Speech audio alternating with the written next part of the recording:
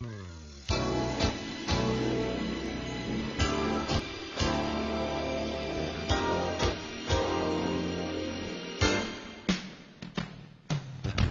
content module will expose you to 9 common myths associated with mental illness. You will also have the opportunity to hear from individuals with psychiatric disabilities as they help to dispel those myths. One of the biggest barriers to educational, vocational, social, housing, and medical opportunities that exists for individuals with psychiatric disabilities is the stigma associated with these illnesses. Stigma is a major consequence of myths perpetuated by the general public, families of those suffering from psychiatric disabilities, medical professionals, and the mental health consumers themselves. Myths create distorted perceptions of people affected by mental illness, and the resulting stigma precludes individuals with psychiatric disabilities from being seen as people, like the rest of us, who have goals and dreams. Stigma also deters people with psychiatric illness from accessing needed mental health services. By overcoming stigma, I accept my illness, which is a major factor contributing to my wellness while sticking to my treatment plan. I accept my illness and am able to identify symptoms and take action to prevent them from overcoming me. Do you know the truth? Many people believe that psychiatric disorders do not constitute true medical illnesses. Psychiatric disorders do not receive the same attention or funding that conditions like heart disease and diabetes do.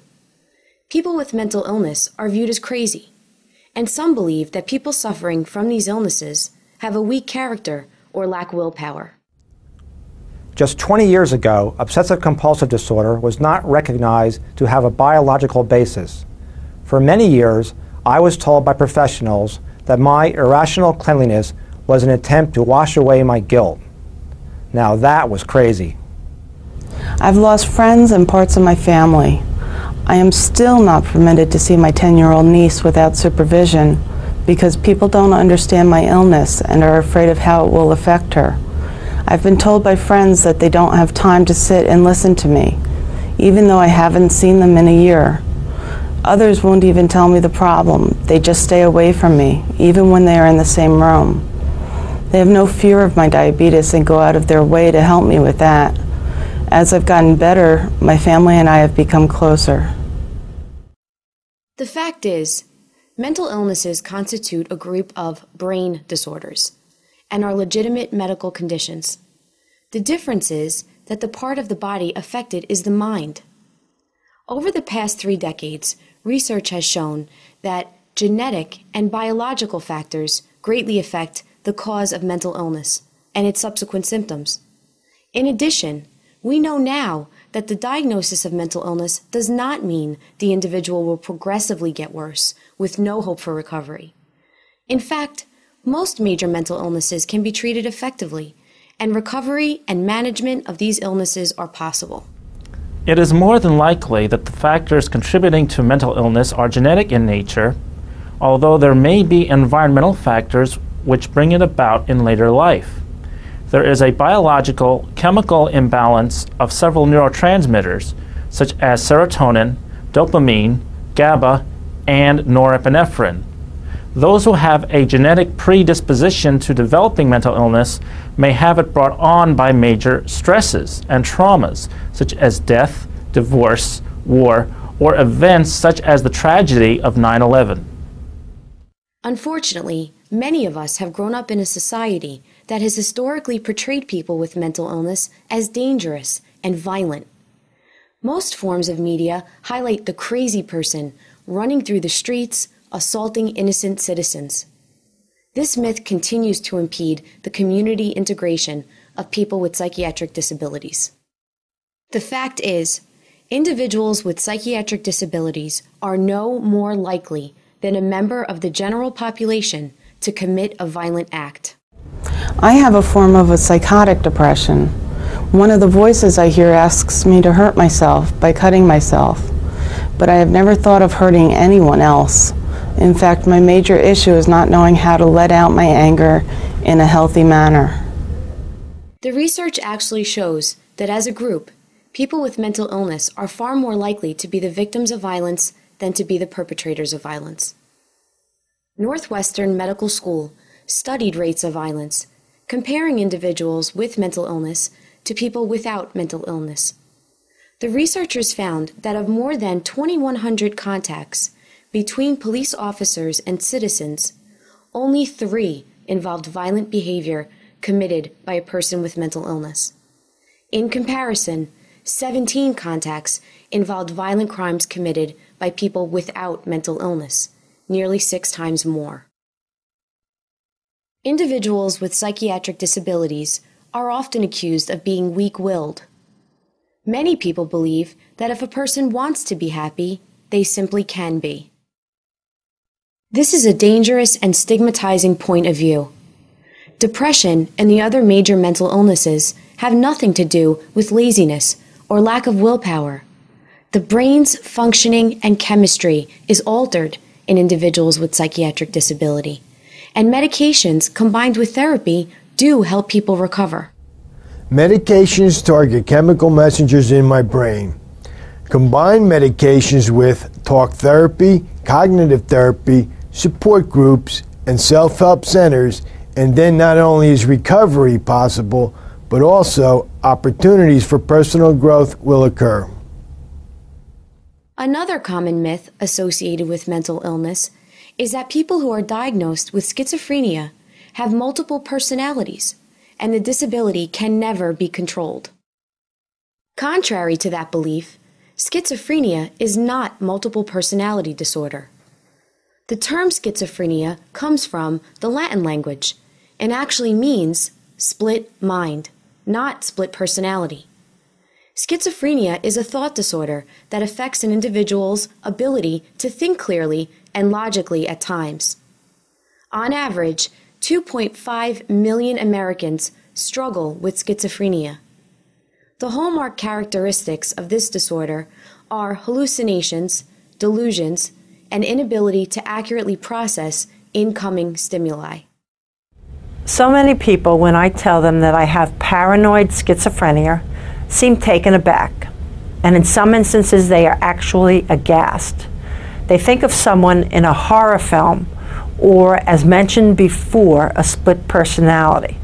This makes me very selective about whom I disclose my illness to.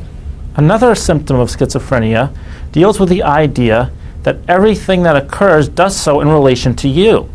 For example, things you hear people say on the street or on TV, lyrics of songs you hear on the radio, even words you read in magazines and newspapers, you think they pertain to you.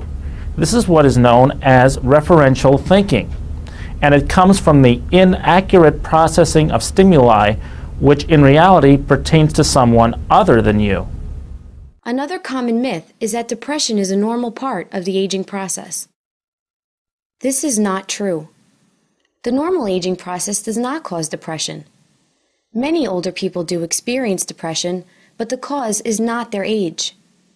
Symptoms of depression can include loss of interest in activities, disturbances in sleep patterns, and general lethargy or lack of energy. It is oftentimes undiagnosed in the geriatric populations and can be associated with long-term or terminal illness. When diagnosing depression in older adults, it is important to determine if a general medical condition is affecting the individual. This myth can be particularly harmful to children and adolescents. Sometimes the signs and symptoms of mental illness, like depression and anxiety, are overlooked in children and adolescents. Their behaviors are oftentimes mistakenly associated with growing pains and thought to be a normal part of growing up. This myth is clearly refuted by the research. 1 in 10 children in the U.S. suffer from a mental disorder severe enough to cause significant impairment in their functioning. A large majority of these children, 80%, do not receive the treatment they require. Early diagnosis and treatment are crucial for successful management and recovery from mental illness. In addition, if a child or adolescent talks about suicide, he or she must be taken very seriously. Many people believe that mental illness is caused by a person's weak character. Others think that once a person is diagnosed with a mental illness, they should just ignore or will it away. These beliefs are inaccurate and hurtful to the person suffering from the illness. Serious mental illness cannot be willed away.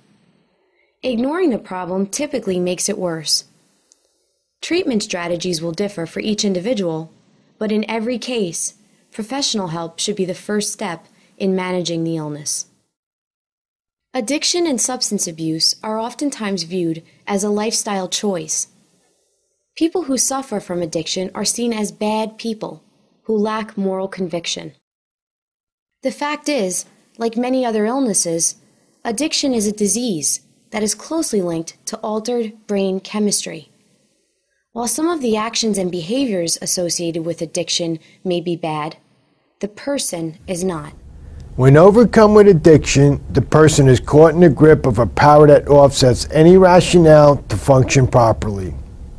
To feed this hunger, one must satisfy the appetite of brain chemicals and sometimes act accordingly to relieve inner pain. I am what is known as a mentally ill chemical abuser. I have been in recovery from my alcohol and drug addictions for over 19 years. I believe that my addictions to alcohol and drugs all had to do with my mental illness, even though addiction is an illness as well. I also believe I was looking to cure the symptoms and discomfort from my depression before I was aware that I had a psychotic depression. The final myth we will discuss is that mental illness gets progressively worse, ultimately ending in a debilitating disease. When I was first diagnosed with my illness in 1991, my psychiatrist told me that I would never recover from my illness, and that if I didn't take the medication he prescribed, my imbalance would spread and my illness would get worse. He turned out to be very wrong. Over time, my illness had improved because, in addition to taking medication, I also stopped concentrating on my symptoms when I went to graduate school and concentrated on my studies. This view of the prognosis for mental illness is false. Studies have shown that some of the major mental illnesses actually get less severe with age. In addition, the success rate for people diagnosed with schizophrenia is 60%, 65% for major depression, and 80% for bipolar disorder. These rates are significantly higher than the success rate of physical illness, such as heart disease. My major symptoms of schizophrenia, delusions, hallucinations, and referential thinking, pretty much came to grow less and less over the past couple of years because of my relationship, both socially and occupationally, with the Mental Health Association, MHA, and the National Alliance for the Mentally Ill, NAMI, as well as the group I'm working with now, the University of Medicine and Dentistry of New Jersey, UMDNJ. I have made great progress toward recovery, but it has taken many years. My therapist, my nurse practitioner, and others say that I have made tremendous progress since I was first diagnosed 15 years ago. Over time, I've become more equipped to recognize symptoms and then respond appropriately with proper measures. This has reduced episodes that otherwise might have led to hospitalization. Education about symptoms, medication side effects, as well as different types of treatments widens the scope of recovery and growth that is learned over a period of time, possibly decades. There is no doubt that if people with mental illness apply themselves, like anyone else, they can succeed. Millions of Americans struggle with mental illness. Some of the greatest contributors to our society, in fact, have experienced psychiatric disability.